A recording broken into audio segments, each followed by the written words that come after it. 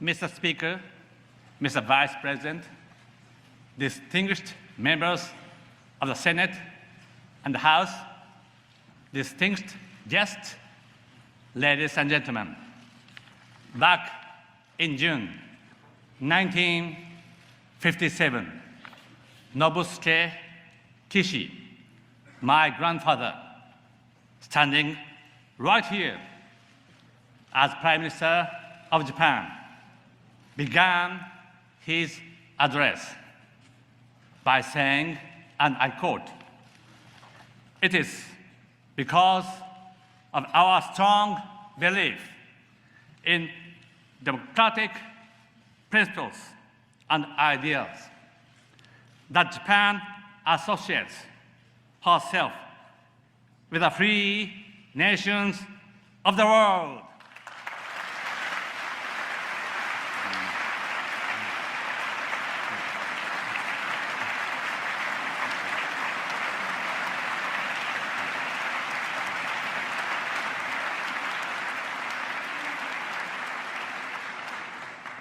"50 years has passed. Today, I'm honored to stand here as the first Japanese Prime Minister ever to address your joint session. I extend my heartfelt gratitude to you for inviting me. I have lots of things to tell you. But I'm here with no ability nor the intention to filibuster.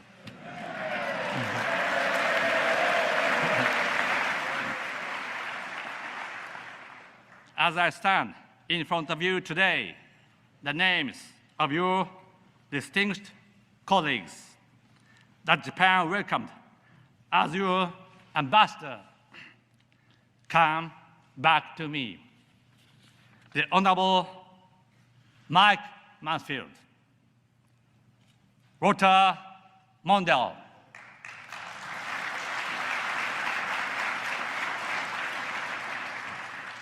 Tom Foley, and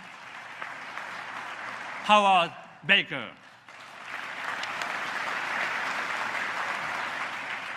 On behalf of Japanese people, thank you so very, very much for sending us such shining champions of democracy.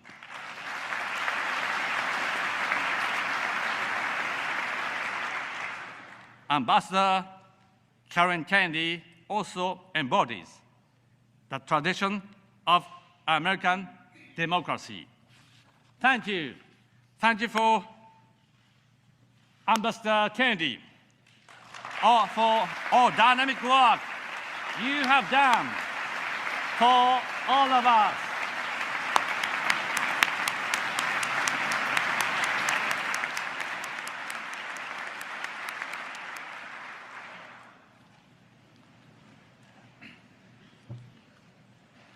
We all miss Senator Daniel Inouye, who symbolized the honor and achievement of Japanese Americans.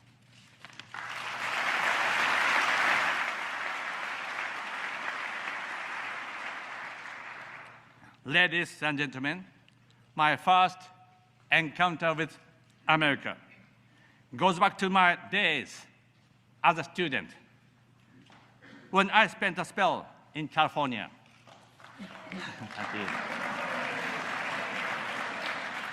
A lady named Catherine Del Francia let me live in her house.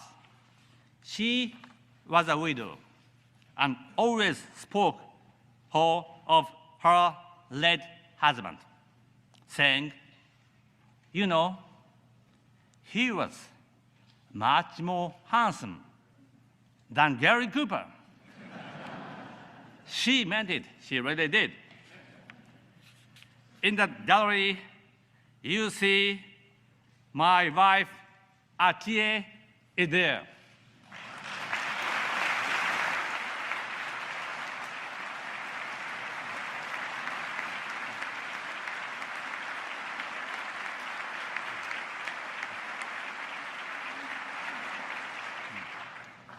I don't dare ask what she says about me. Mrs. Delphancia's Italian cooking was simply out of this world. She was cheerful and so kind as to let lots and lots of people stop by at her house. They were so diverse. I was amazed and said to myself, America is an awesome country. Later, I took a job as a steel maker, and I was given the chance to work in New York. Here in the US, rank and hierarchy are neither here nor there. People advance based on merit. When you discuss things, you don't pay much attention to who is junior or senior. You just choose the best idea, no matter who the idea was from. This culture intoxicated me, so much so, after I got elected as a member of the House, some of the old guard in my party would say, "Hey, you are so cheeky, Abe." As for my family name, it is not Abe. Some Americans do call me that every now and then, but I don't take offense. That's because, ladies and gentlemen, the Japanese, ever since they started modernization, have seen the very foundation for democracy in that famous line in the Gettysburg Address. The son of a farmer carpenter can become the president. The fact that such a country existed woke up the Japanese of the late 19th century to democracy. For Japan, our encounter with America was also our encounter with democracy.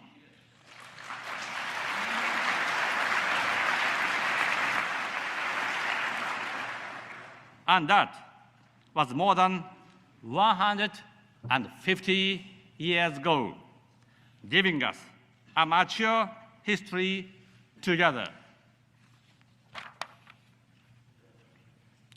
Before coming over here, I was at the World War II Memorial.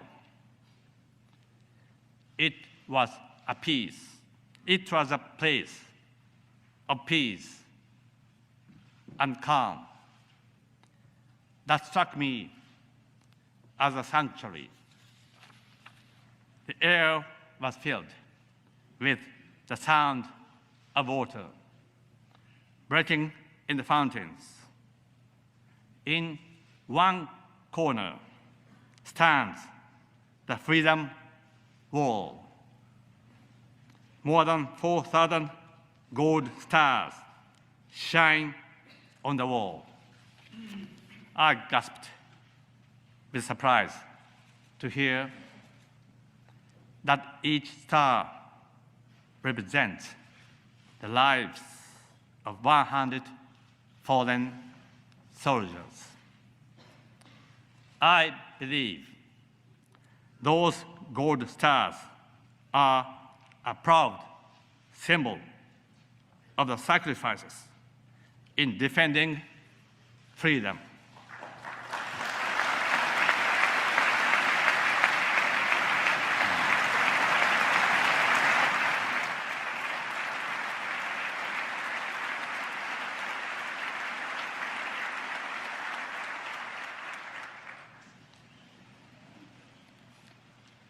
But in those gold stars, we also find the pain, sorrow, and love for family of young Americans who otherwise would have lived happy lives. Pearl Harbor, Bataan, Corridor, Coral Sea, the battles engraved at the memorial crossed my mind, and I reflected upon the lost dreams and lost futures of those young Americans. History is harsh. What is done cannot be undone. With deep repentance in my heart, I stood there in silent prayers for some time. My dear friends, on behalf of Japan and the Japanese people, I offer with profound respect my eternal condolences to the souls of all American people that were lost during World War II.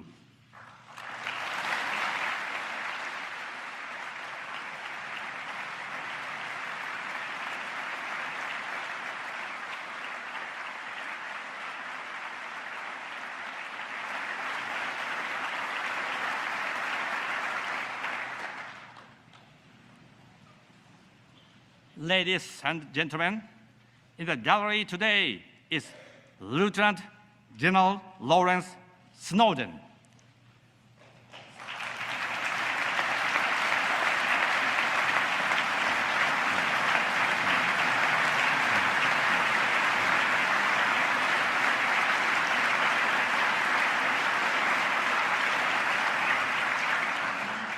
"70 years ago, in February, he landed on Ioto, or the island of Iwo Jima, as a captain in command of a company.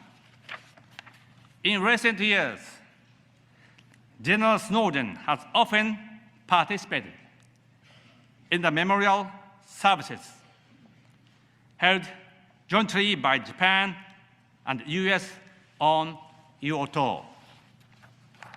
He said, and I quote, "We didn't and don't go to Iwo Jima to celebrate victory, but for the solemn purpose to pay tribute to and honor those who lost their lives on both sides." Next to General Snowden sits Diet Member Yoshitaka Shindo, who is a former member of my cabinet. His grandfather, General Tadamichi Kuribayashi, whose valor we remember even today, was the commander of the Japanese garrison during the Battle of Iwo Jima. What should we call this, if not the miracle of history? Enemies that had fought each other so fiercely have become friends, bonded in spirit.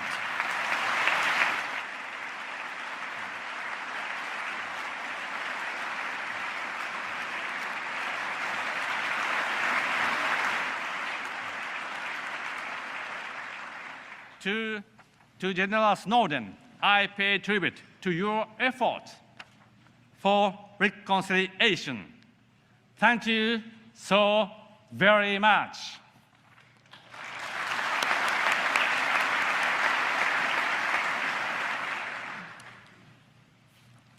Post-war, we started out on our path,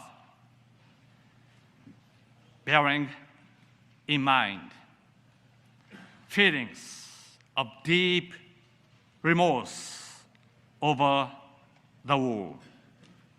Our actions brought suffering to the peoples in Asian countries. We must not avert our eyes from that. I will uphold the views expressed by the previous prime ministers in this regard. We must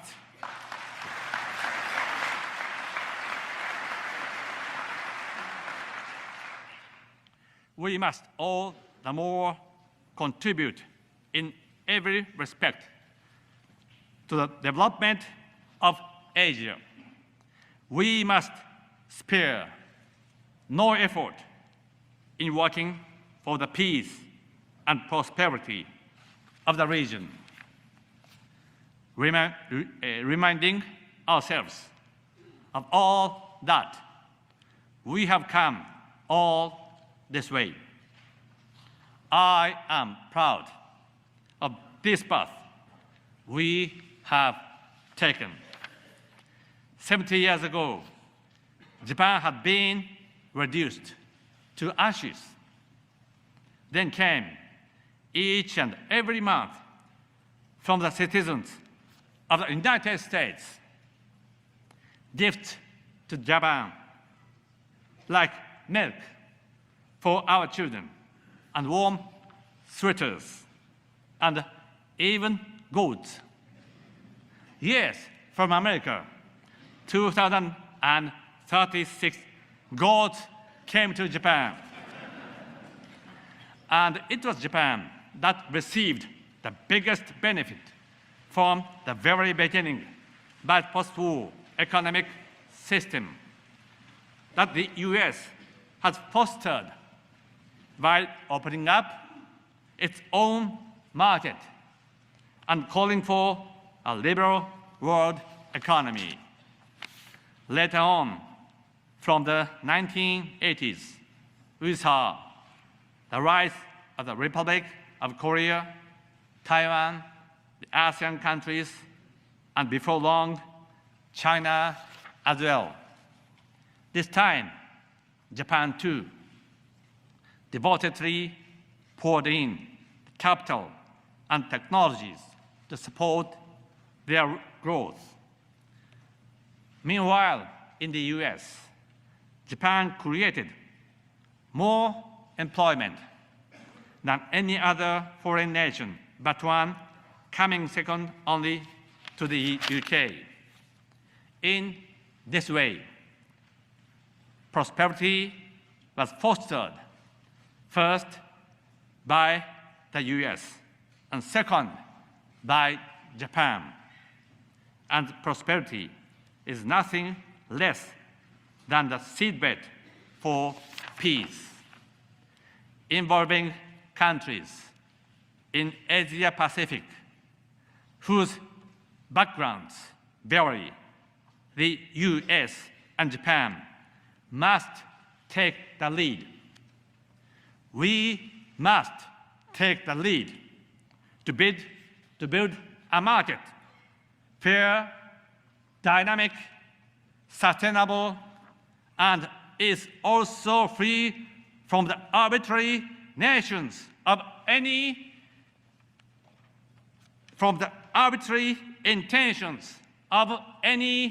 nation.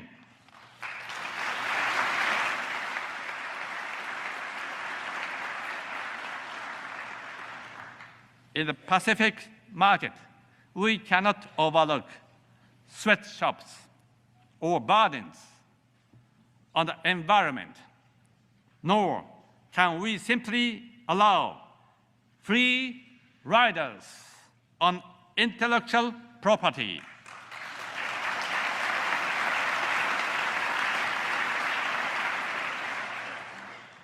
No, instead, we can spread our shared values around the world and have them take root.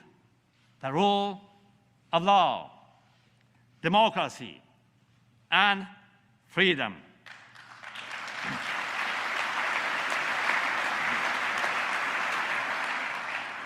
That is exactly what the TPP is all about.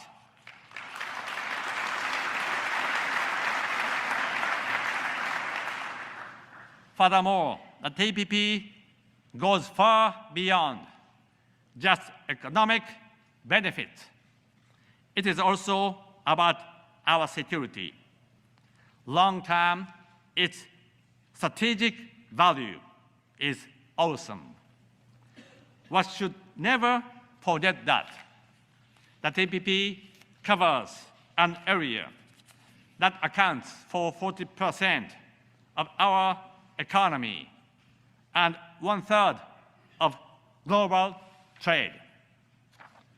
We must turn the area into a region for lasting peace and prosperity. That is for the sake of our children and our children's children. As for US-Japan negotiations, the goal is near. Let us bring the TPP to a successful conclusion through our joint leadership.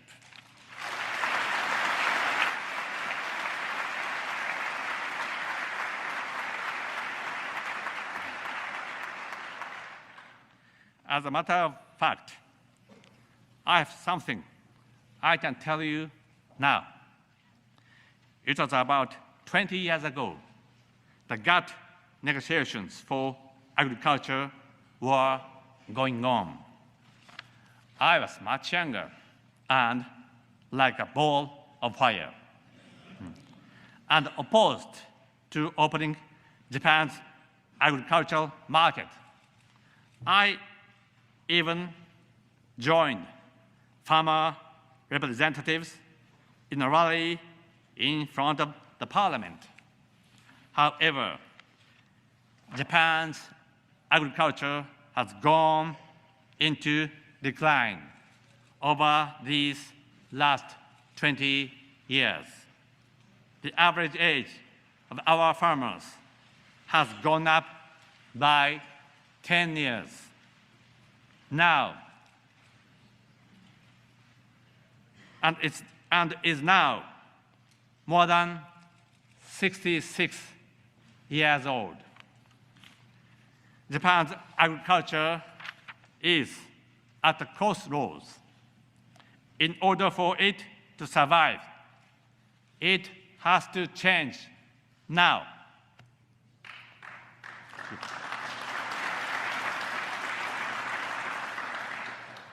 We are bringing great reforms toward agricultural policy that's been in place for decades.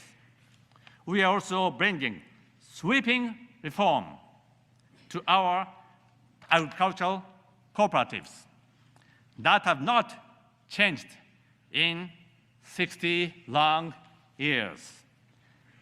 Corporate governance in Japan is now fully in line with global standards because we made it stronger. Rock-solid regulations are being broken in such sectors as medicine and energy. And I am the spearhead to turn around, thank you, to turn around our depopulation. I'm determined to do whatever it takes. We are changing some of our old habits, to empower women so they can get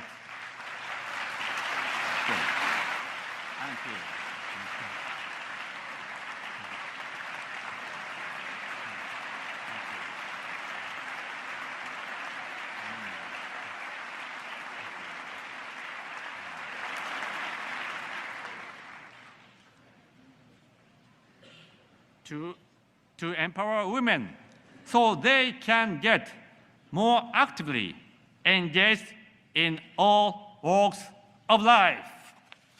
In short, Japan is right in the middle of a quantum leap. My dear members of the Congress, please do come and see the new Japan, where we have regained our spirit of reform and our sense of speed.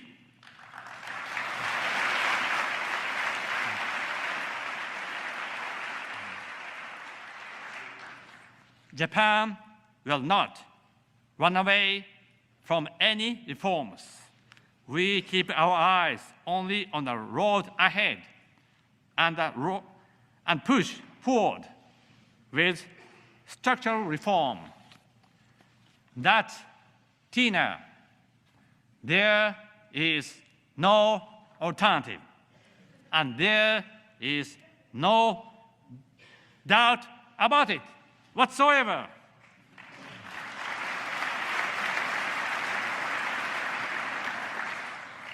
My dear colleagues, the peace and security of the post-war world was not possible without American leadership. Looking back, it makes me happy all the time that Japan of years past made the right decision.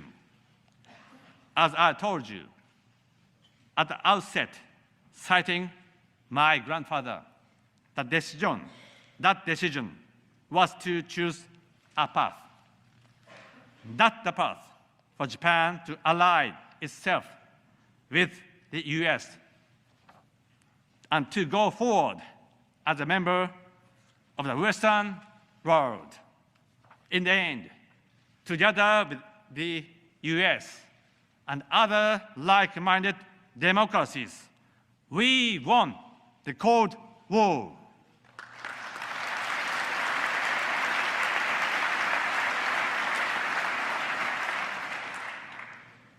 That's the path that made Japan grow and prosper. And even today, there is no alternative.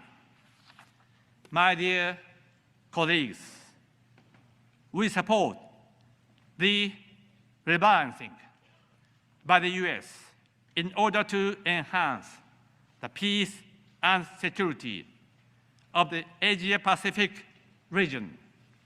And I will state clearly, we will support the US effort first, last, and throughout.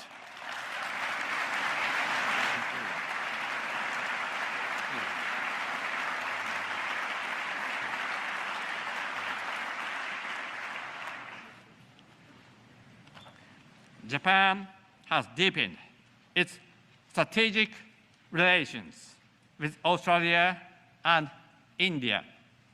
We are enhancing our cooperation across many fields with the countries of ASEAN and the Republic of Korea, adding those partners to the central pillar that is the US-Japan alliance. Our alliance, our region will get stable, remarkably more. Now, Japan will provide up to $2.8 billion to help improve U.S. bases in Guam, which will gain strategic significance even more in the future. As regards the state of Asian waters, let me underscore here my three principles. First, states shall make their claims based on international law. Second, they shall not use force or coercion to drive their claims. And third, to settle disputes, any disputes, they shall do so by peaceful means.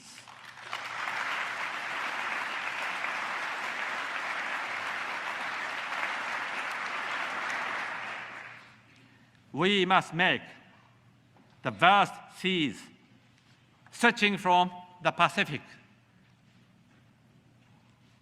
to the Indian Oceans, seas of peace and freedom, where all follow the rule of law.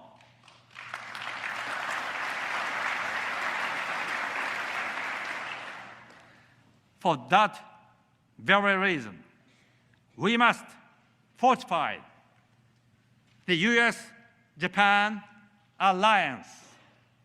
That is our responsibility.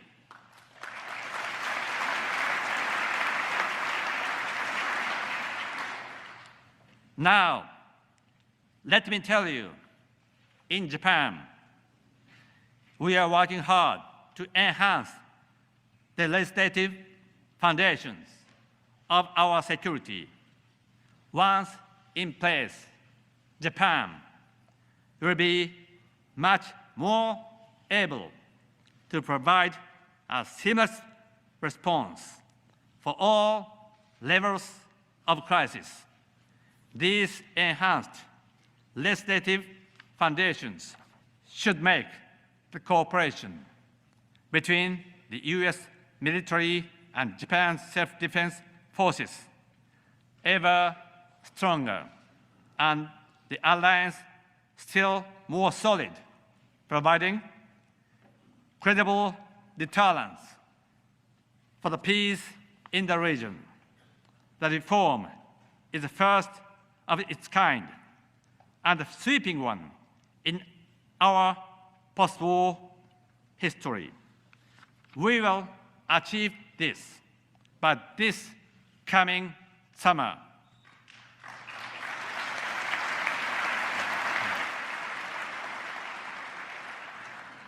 Now, I have something to share with you.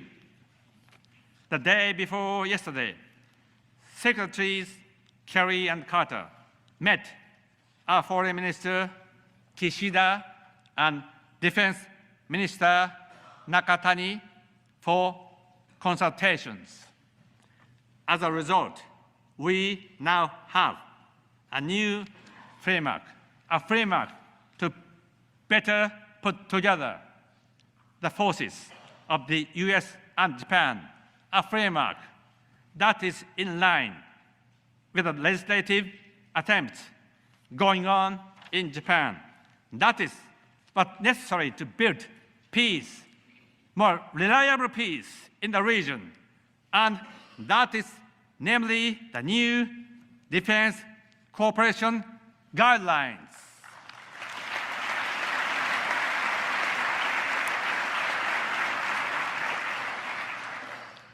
Yesterday, President Obama and I fully agreed on this significance of these guidelines. Ladies and gentlemen, we agreed on a document that is historic.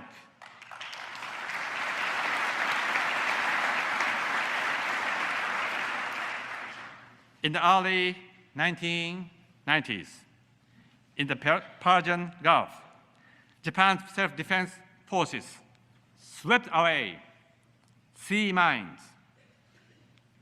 For 10 years, in the Indian Ocean, Japanese self-defense forces supported your operation to stop the flow of terrorists and arms.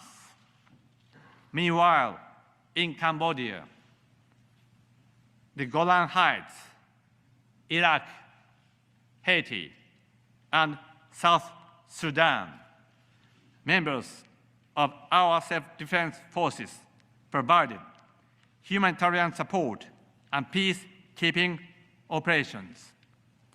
Their number amounts to 50,000. Based on this track record, we are resolved to take yet more responsibility for the peace and stability in the world.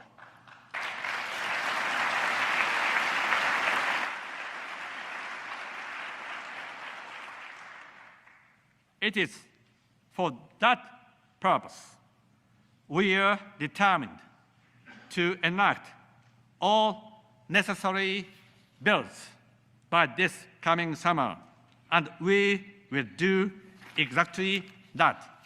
We must make sure human security will be preserved in addition to national security. That's our belief, firm and solid.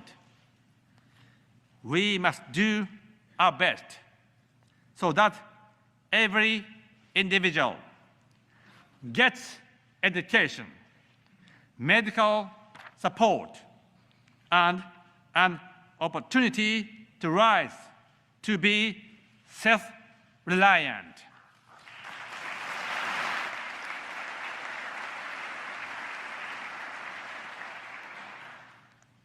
Armed conflicts have always made women suffer the most.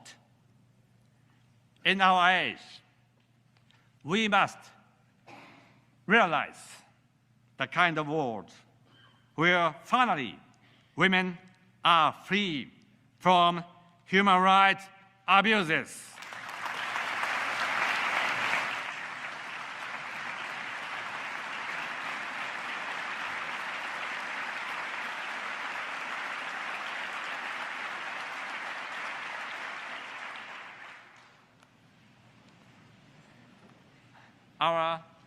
Our servicemen and women have made substantial accomplishments. So have our aid workers, who have worked so steadily. Their combined sum has given us a new self-identity.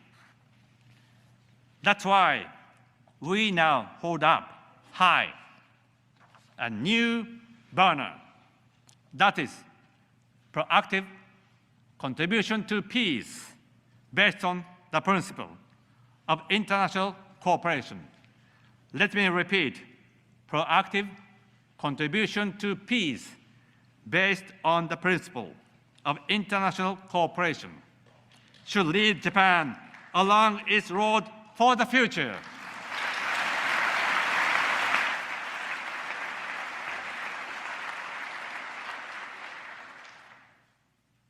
Problems we face include terrorism, infectious diseases, natural disasters, and climate change.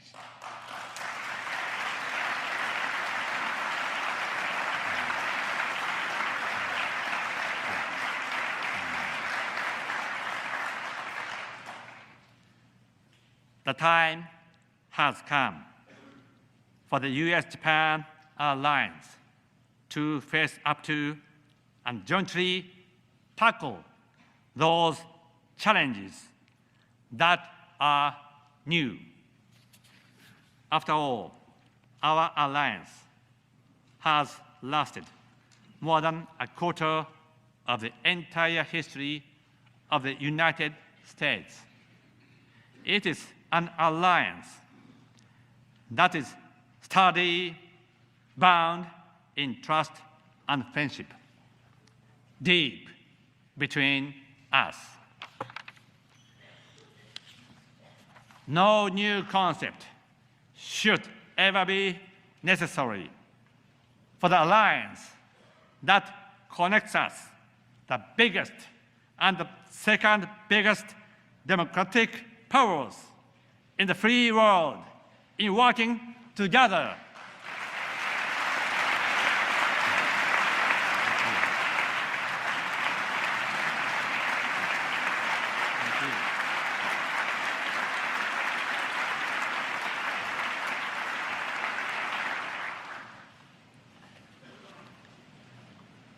Always, it is an alliance that cherishes our shared values of the rule of law, respect for human rights, and freedom. When I was young, in high school, and listened to the radio, there was a song that flew out and shook my heart. It was a song by Carole King.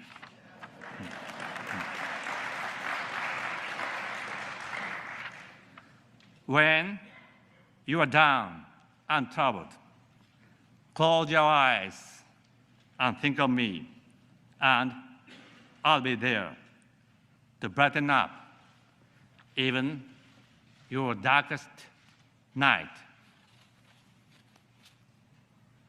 And that day, March 11, 2011, a big quake, a tsunami, and a nuclear accident hit the northeastern part of Japan. The darkest night fell upon Japan. But it was then we saw the US armed forces rushing to Japan to the rescue at a scale never seen or heard before. Lots and lots of people from all corners of the US extended the hand of assistance to the children in the disaster areas. Yes, we got friends in you.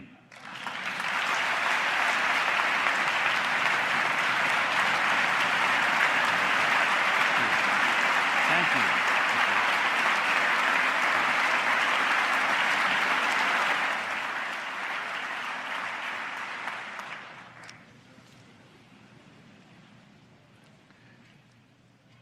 Together with the victims, you shed tears. You gave us something very, very precious. It was hope for the future. Ladies and gentlemen, the finest asset the US has to give to the world was hope, is hope, will be and must always be hope.